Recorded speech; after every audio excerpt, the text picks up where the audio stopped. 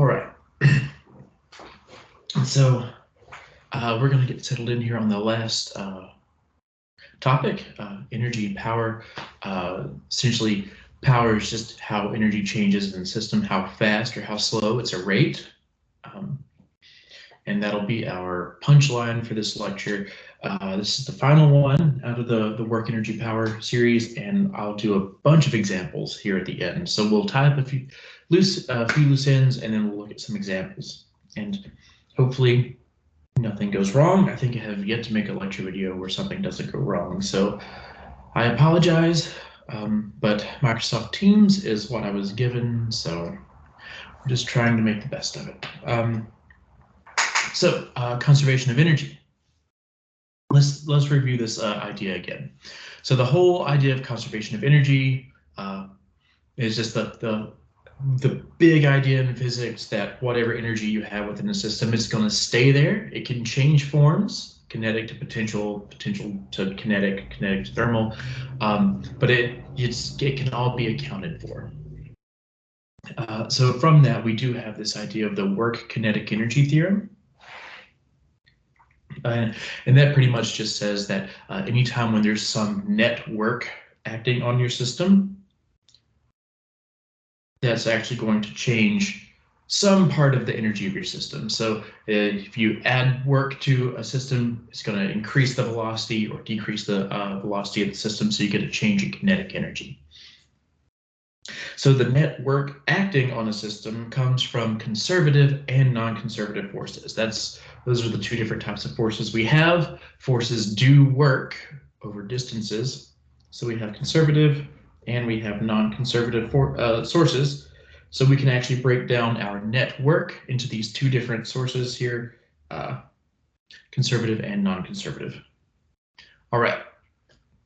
So we have the work done by conservative forces can be represented by a potential energy. You'll remember that. And this is only true for the conservative forces. Okay, non-conservative forces like friction or drag, you can't have a potential associated with them. There's nowhere to store that energy when it's not being used. Like we have kinetic energy, which you can think about it as storing it in potential, like gravitational potential energy. But that doesn't happen with friction and drag. So we can actually take our conservative forces, or work done by conservative forces. We've talked about how this works, but essentially the work done by conservative forces decreases your potential. So that change of potential energy is going to be negated by the work done by conservative forces.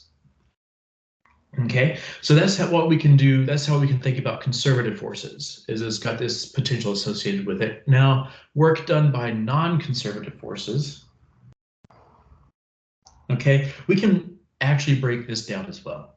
Okay, so we can break it down into dissipative, so like friction drag, and external forces. So external forces would be like a previous example from a few lectures ago, or maybe last lecture, where we were pulling a box across the floor, and the kinetic and potential energies weren't changing, but because we were adding this external force of that rope pulling the box, the external tension there, the tension force, that was actually an external force. Okay, so we have things like friction here. So I'm running out of room at the bottom of my slide. We have friction, we have drag, but over here we have things like tension, things from the environment. Okay. Now let's take everything here on the left, all these words, and actually put it into something a little more easy to understand. So starting with the work kinetic energy theorem up here at the top, we have our basic definition, but we can break down the network, because we've already talked about that, and that simply becomes the work done by conservative and non-conservative forces. Okay, so we can take all the work done, break it into conservative, non-conservative forces, and the work done by those. Okay, well, let's just continue breaking this down in terms of work. So we can drag, I'll change this. So we can drag this work done by conservative forces down. It's going to come along for the ride because we can break up those non-conservative forces even more.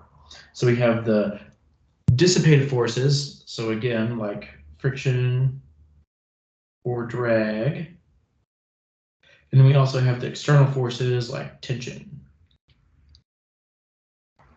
So it turns out the change in kinetic energy of a system can be from several different things. It could be from a conservative force, friction drag. It could be from tension outside. So we got a lot of things going on here, all of which these net work sources can change your kinetic energy. So remember, all three of these things, that's the net total work done. And this is just the three different sources that can come from. So for an example, picking up a book off the floor and placing it on a table adds gravitational potential energy, right? So we're actually getting a plus potential, but the initial velocity, the initial kinetic energy of the book is 0. And when we set it down, its final energy is 0 as well. So how is work done if the kinetic energy didn't change? So the whole idea is reaching into the system and lifting the book is an example of an external force doing work, okay? So we don't get it from within the system, right? The delta K isn't changing. So we have to add that gravitational potential energy from a source outside.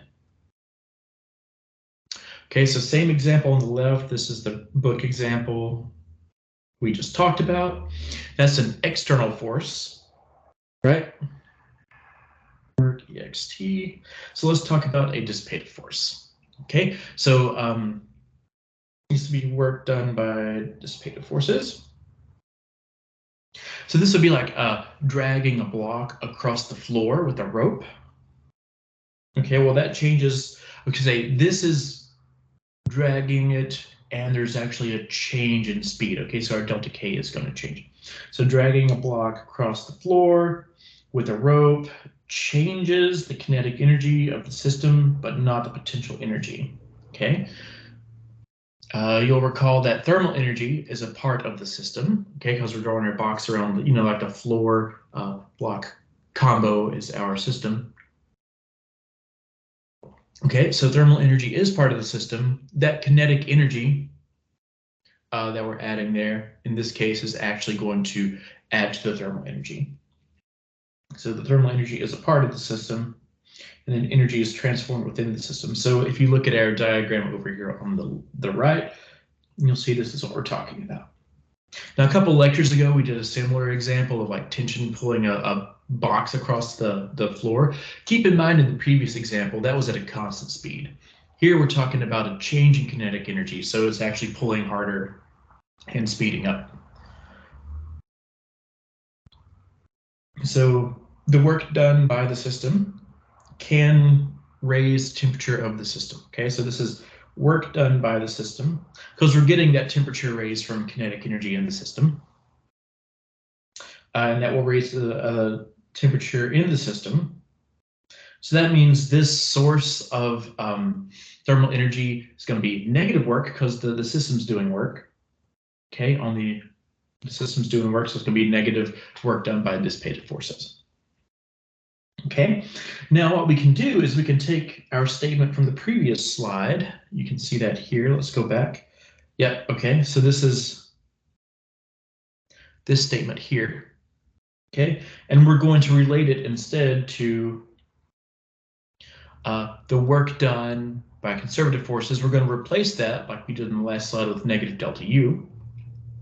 We're going to replace the dissipated forces from our statement here. Okay, so the work done by dissipated forces is just the negative of the change in the thermal energy. And then the work done by external forces just comes along for the ride. Okay, so let's take that energy equation and think about what we can do with it. Okay, so we can take this delta K equals negative delta U, negative delta E thermal plus external work and rearrange. So as you can see here, all I've done is just added the negative delta U over to the other side. With delta K, I've done the same thing with the thermal energy. So now look at the statement we have here. We have all these changes in different types of energy, kinetic, thermal, potential. All of this equals the external work or work done by the environment.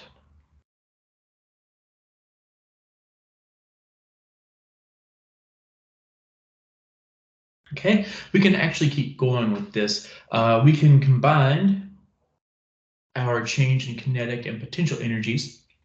Okay, we know that is actually just the change in mechanical energy. So we can say the change in mechanical energy, the energy through like touching and objects interacting. So the change in mechanical energy plus the change in thermal energy. Okay, so essentially the heat in the system. Those two things added together is the total energy of the system. So any changes in these two things will lead to a change in the total energy of the system. Now, because we're collapsing this, we still bring along the external work, and we have an interesting statement here. Okay, so again, any change of the energy of the system, mechanical or thermal, equals the work done from the environment, external work. Now, one more thing we can do is we can actually break up like the delta K, the delta U into final and initial, right? Because delta K is just K final minus K initial, and delta U is just U final minus U initial. So we can actually break that up, plug it in, and get all of the initial stuff on one side and all of the final stuff on the other. So what this final statement says is essentially, if you have initial mechanical energy, or initial kinetic and initial potential, and then you have these two things at the beginning, plus in the beginning you have some sort of external work done onto the system, what you're going to end up with is essentially a final kinetic energy. It could be the same. Remember, the kinetic and potential doesn't always have to change, but you are going to wind up with a final kinetic and potential energy plus that external push that's went in there that could go to increasing the temperature of the system as well. Okay, so you got three components in there at the beginning, and then it's going to turn into three components out afterward. So the work done by external forces changes the energy of the system. We've shown that. That's where that work sub-external shows up. In an isolated system, okay, so in an isolated system, that means it's not interacting with its environment. That external work just equals 0. So the total energy of the system is conserved. Okay, so that just means there's no change. Right? There's 0 joule change, so if there's nothing acting on this system, then our total energy that we start with has to equal the total energy that we end with. No big deal. Now, additionally, now that statement there where work external equals 0, this middle bullet point, that total energy also includes thermal energy. So it could be that we're losing kinetic energy or we're slowing down because of friction, but because we're including friction, technically the total energy is still the same since we're including friction in our system. However, if there are no dissipated forces, so that means if there's not even friction, we can make this simpler. If there's no friction, no dissipated forces, no drag, well then E thermal doesn't even change. And then we're left with just the mechanical energy, which is just the K, right? The K and the U. So in this very simple case where there's no external work, there's no friction or dissipated forces, there's not even a change in the mechanical energy of a system. So 0 joules there. Okay, so let's talk about the law of conservation of energy here.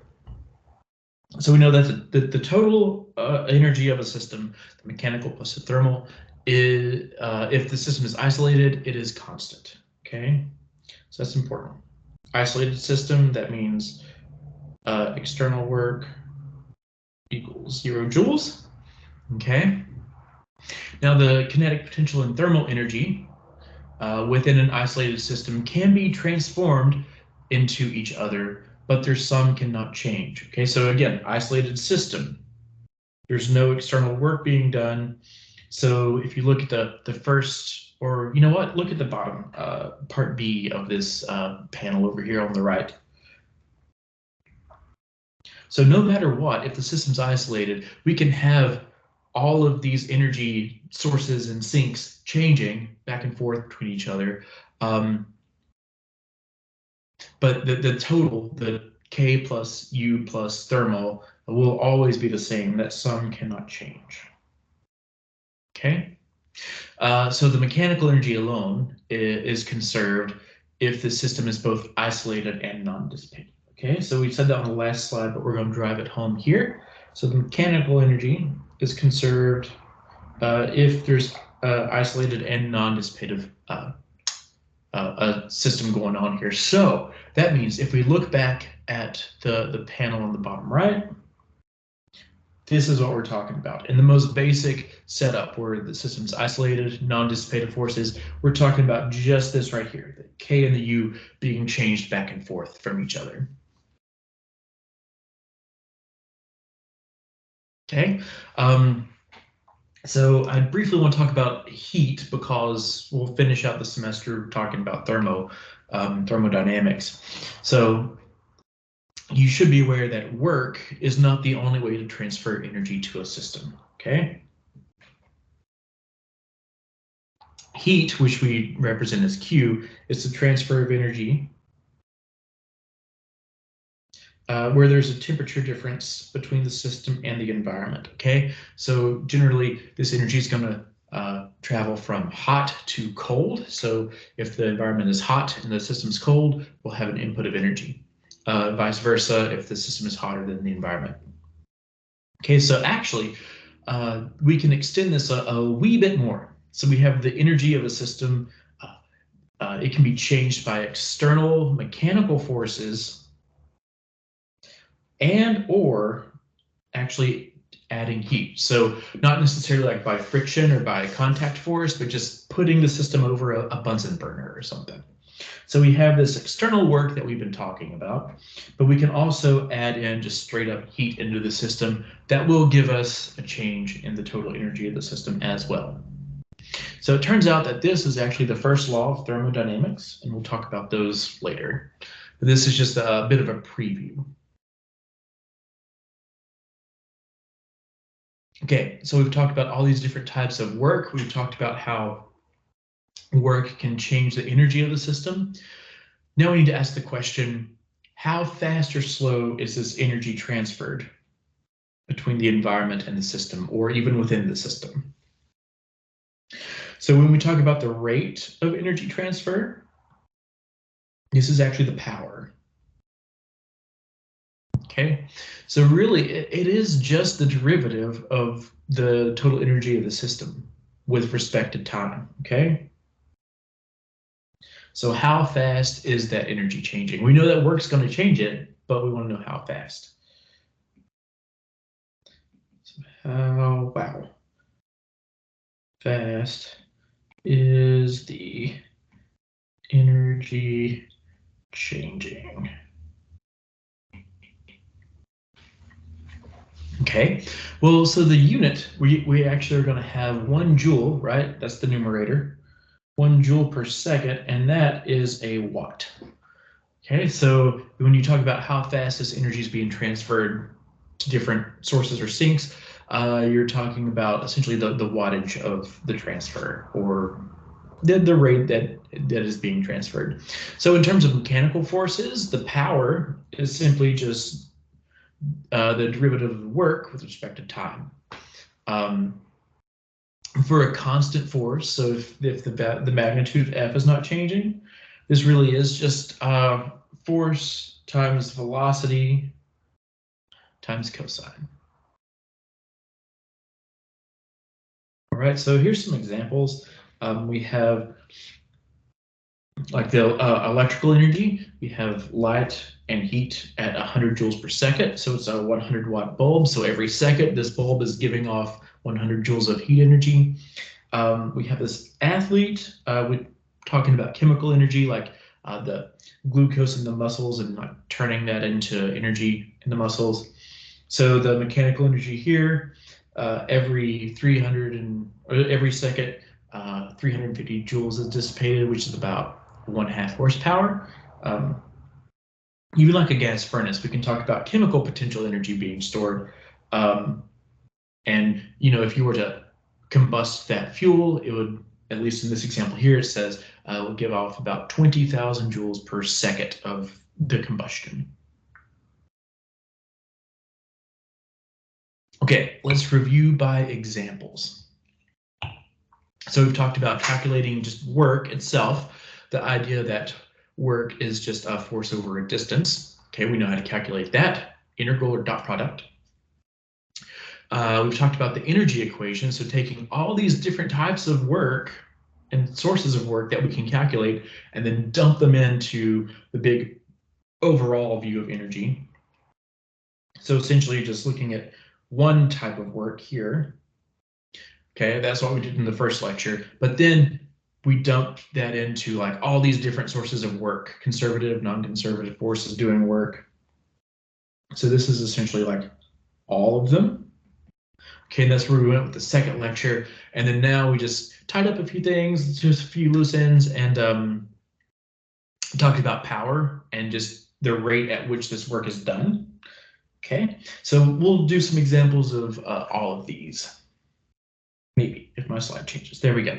All right, so let's look at this fairly simple example. Okay, so we have a 150,000 kilogram rocket. It's launched straight up. The rocket motor generates a thrust of 4.0 times 10 to the 6th newtons, so 4 meganewtons. What is the rocket's speed at a height of 500 meters? Okay, we can ignore air resistance and any slight mass loss. Okay, so that means no mass loss, and this also means dissipative forces equals 0 because we're ignoring air resistance. But we do have two forces here. We have the force going up and the force going down. Both forces are acting over a distance, as you can see here. Both forces act over this 500 meters. So we have a force over a distance, which means we can calculate work. Okay. So we do have two different forces, so we can calculate the work from each one. Okay, we need the net work because the work kinetic energy theorem says any change in speed or change in kinetic energy is the net work. So we need to look at all the work being done. Okay, well, let's look first at the work done by the thrust. Okay, so this is work done by the thrust. Well, we'll do it with the integral approach. We could do it with the dot product if you'd like, but either way, you'll get the same answer. So, work is the integral of the force times integral of the force over the distance, okay? Well, this is the force of the thrust. It's inside the integral. Now, we also have this cosine part, and that cosine part comes from, remember, we want to get the component that's parallel.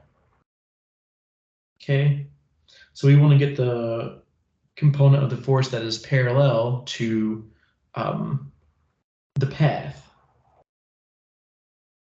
but it's pointing in the same direction.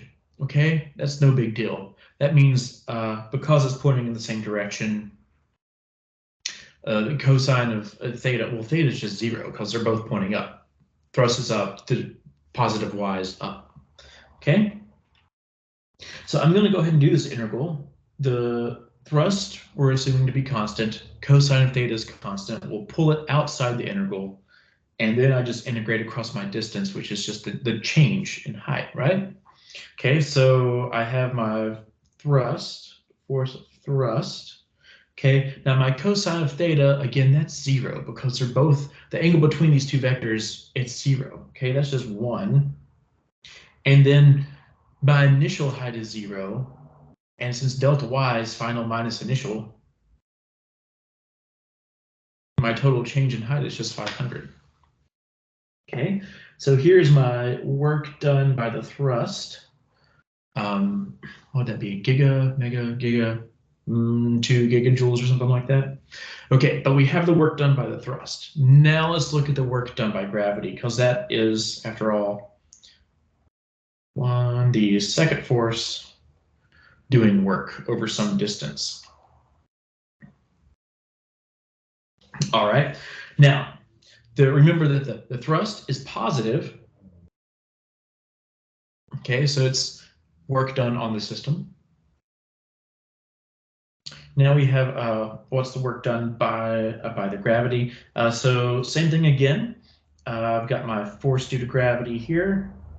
I've got the cosine theta because I want, the angle in between my distance and my force vector. Okay, well, those are going to be constant because it's just a straight up problem. Those come out of the integral, and I just integrate across my distance again. Okay, well, here's my force due to gravity. So that's going to be m times g. Now, look at what's going on with my cosine. I have a cosine of 180 degrees. That's because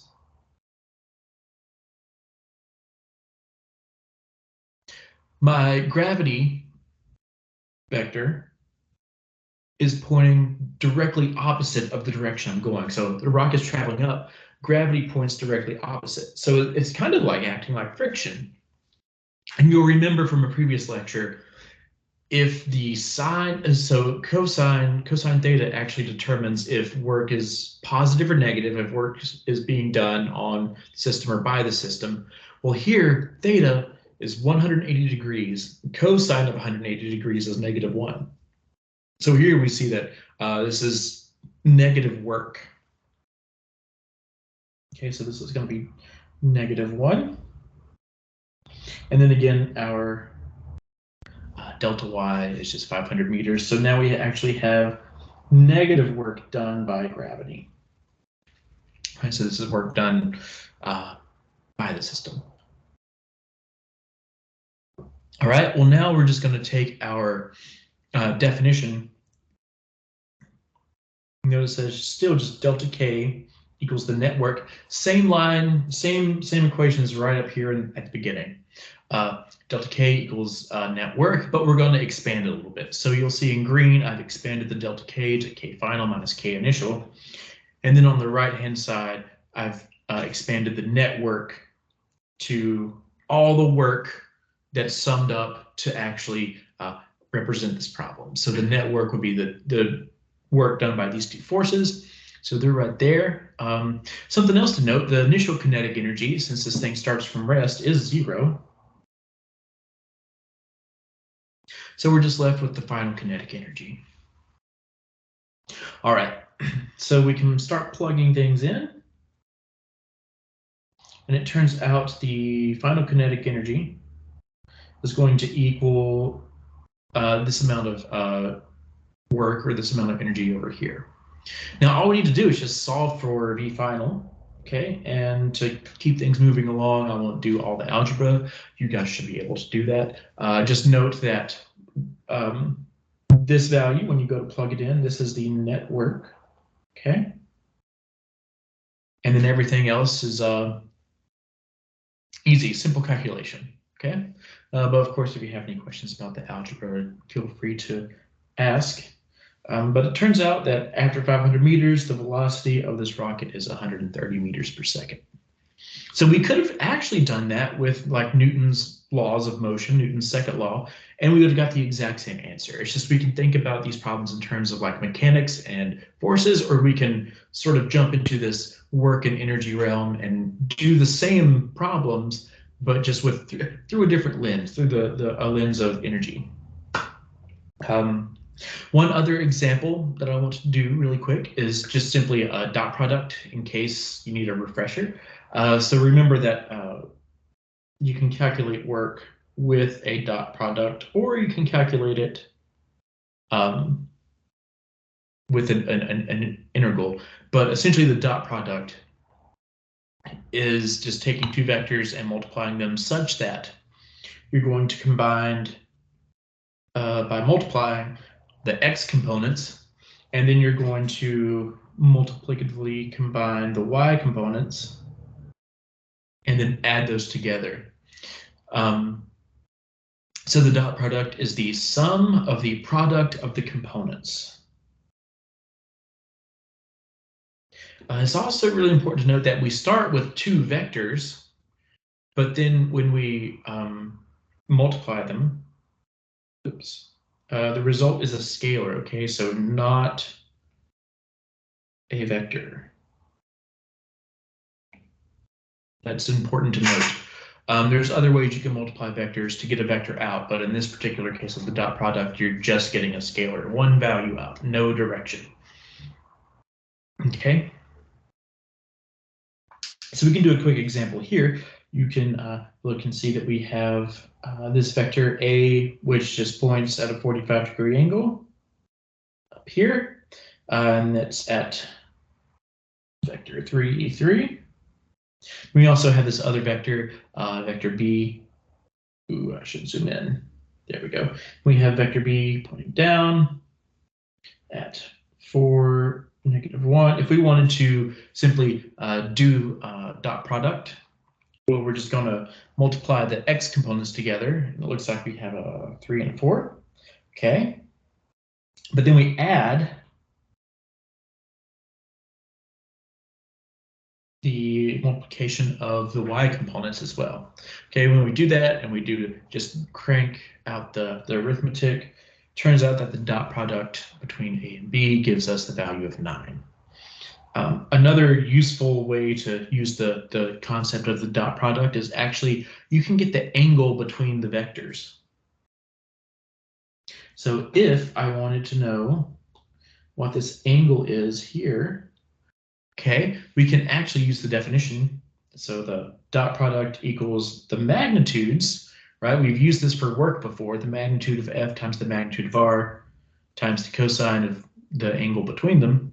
We can actually use the same thing. Okay, well, we need to get the magnitude of these two vectors, and that's just addition and quadrature.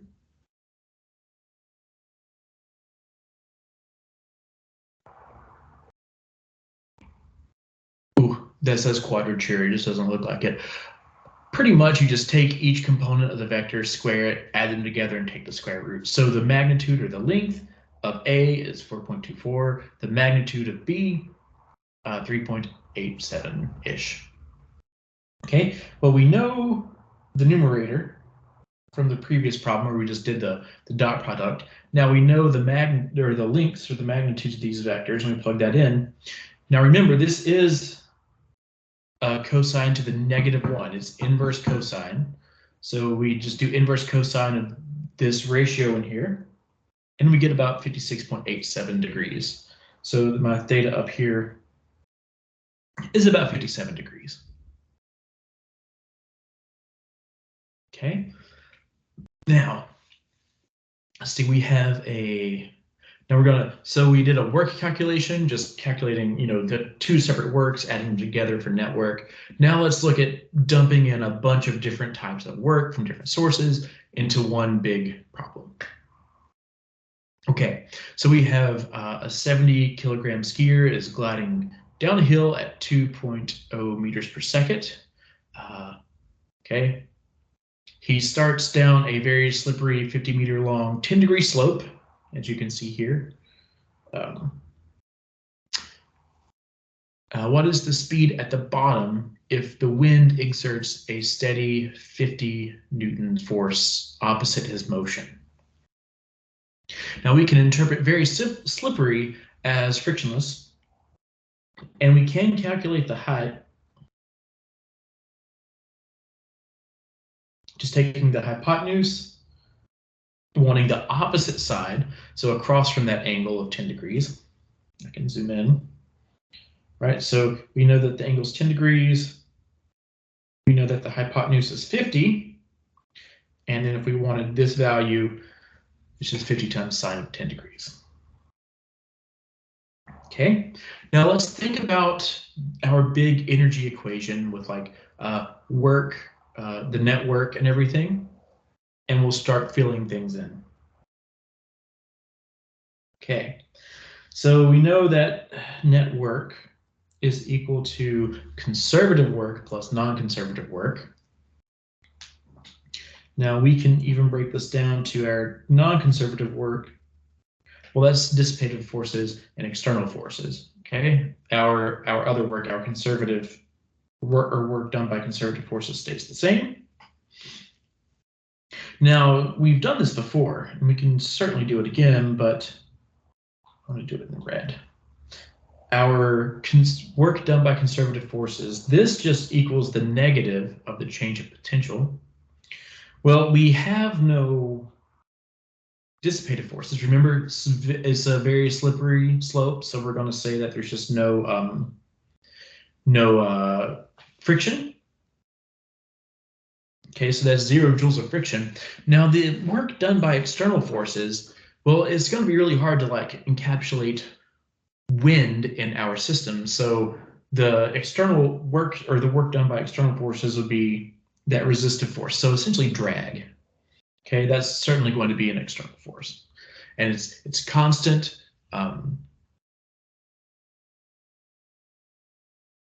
So that's where our external force is coming from. Again, yeah, no friction. So we're going to keep moving these things around. Okay, we're going to step down. We're going to bring our conservative work with us. And then, well, since the dissipated forces are 0, we can bring the wind down, or the work done by the wind. Now, we also know that that's just going to be the force of the wind over some distance, delta R.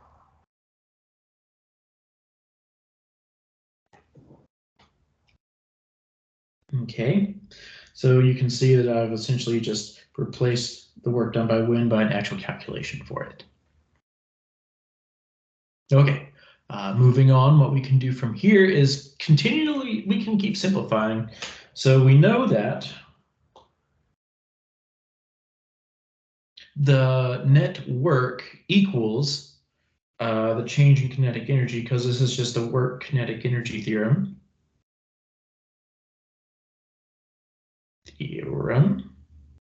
Okay, and then everything else over here just comes along for the ride.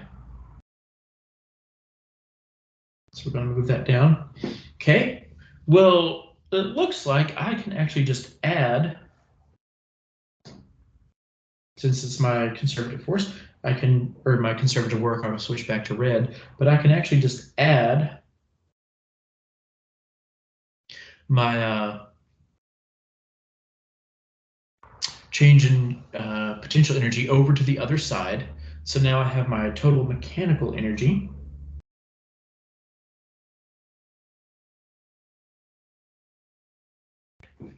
And that's just going to equal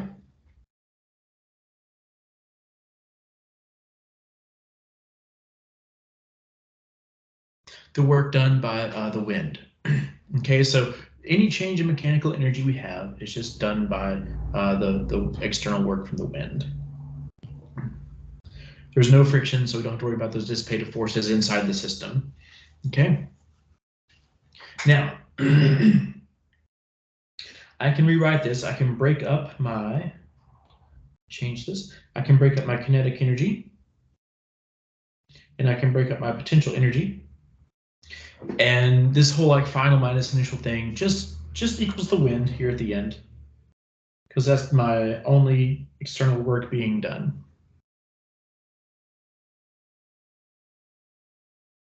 Okay, so from here, I just have to be very careful, and I just solve for the final velocity. When I do that, I can plug in all my values because I have them. I have my initial velocity, 2 meters per second, I believe. I have gravity. I have my initial height. I have the force from the wind. I have the distance. I have the mass. So it turns out when you plug all this in and turn the crank, this skier's final velocity is 10.13 meters per second. Now, this was a little sort of overly complicated, but I wanted to show how we can actually just start from thinking about the net work, because this is where we started. You'll notice that there's nothing but just W's in this equation. So we started with the net work and actually got to see sort of all these transformations and substitutions through the whole problem.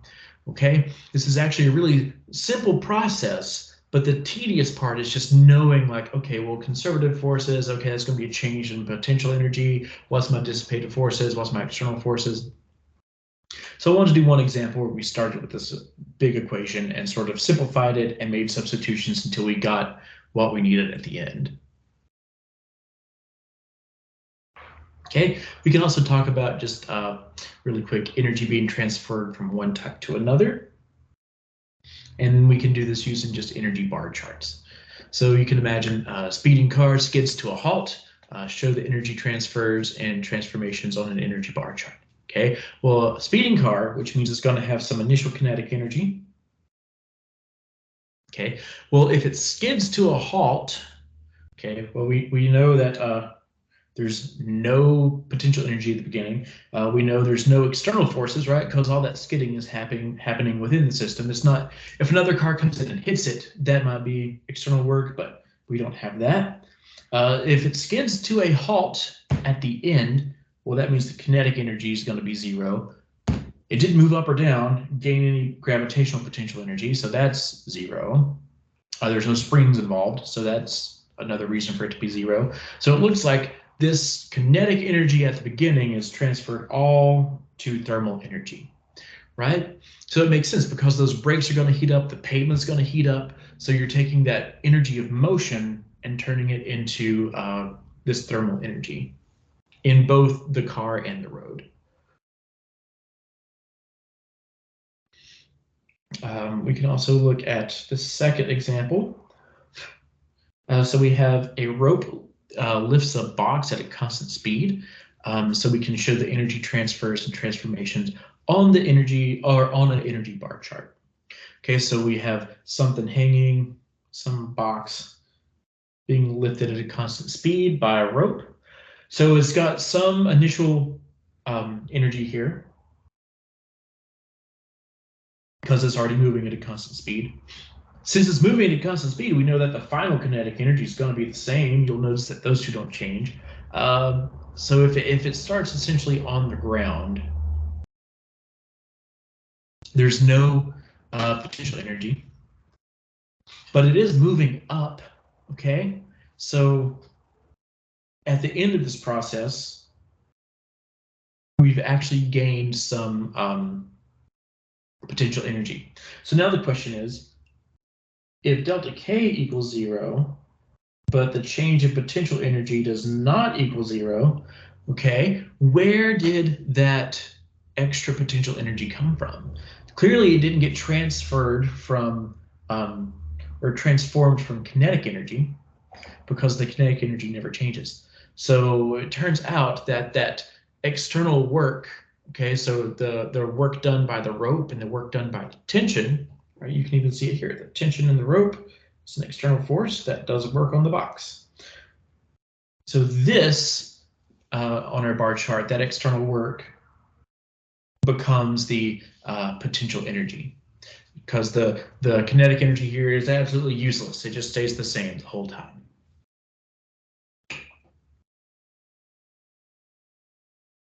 Okay, and then just one last quick example when we're looking at power.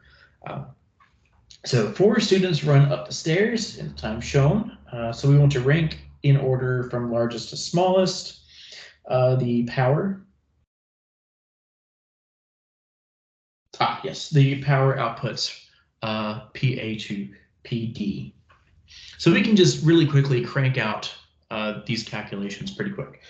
So it looks like here for runner A, well, the work done is just going to be mg times the height that they gained. Okay, so we have kilograms or 80 kilograms. We just multiply by g to get their newtons, or their force in newtons from gravity. You'll notice here that I just said Gravity is 10 meters per second. I just rounded up to 9.8, which is totally fine. Okay, so here in my first example, we have 800 Newton weight of the student times the 10 meters in vertical height they gain, and they did that over a span of 10 seconds. So when we just do this simple calculation, they have 800 watts their power output. Now for student B, who does the same thing, you'll notice that the height's the same. The height's the same for A, B, and C. But they do the same thing, but they do it in 8 seconds. So it makes sense that if they're doing the same amount of work in a shorter amount of time, right? Instead of 10 seconds, it's 8 seconds, they're going to have a higher power output. So they're up here at 1 kilowatt versus the 800 watts from the same student that did it slower. Student C, same thing again, just plugging in those values, and turns out student C, who weighs different, but actually does things in the same amount of time, but their weights are different. It's in the same amount of time, student C moved a smaller weight across that distance is the whole idea here. And it turns out they're actually doing the same amount of power output as person A or runner A here. Okay, and then we can go on down to D, who apparently is a real go-getter and went up double the amount of stairs, but they did it fairly quickly, 25 seconds, and they also weigh 80 kilograms. So here, their power output was 640 watts. So now if we rank these, we can see that the largest was runner B, because they had a whole kilowatt, so 1,000 watts of power output. Okay, well, that is larger than runner A and C, but they're equal. And those are still even larger than runner D, who's only at 640 watts. So even though runner D went twice the distance, so they did essentially double the work, moving that 80 kilogram weight up 20 meters, but because they did it so slow, their power output was not that much. So that's the whole idea behind power. It's just how long does it take you to actually get that work done? All right, so there's 4 different examples. If you have any questions on those, please let me know. I'll be more than happy to help out. Some of those I know were very difficult with, like taking a statement of work and then like doing all these substitutions. So you may want to go back and rewatch some of that just to get a feel for like when you can make these substitutions and what will be substituted. Make sure you keep your, conservative forces with your potentials. Make sure you keep your dissipative forces like friction and drag. Make sure those are together, that kind of idea. It really just comes down to it's an accounting problem, and it just takes very careful attention while you're going through the algebra steps to make these substitutions. So on that note, that's pretty much it for energy, work, and power. Next, we'll start talking about rotational motion, I think.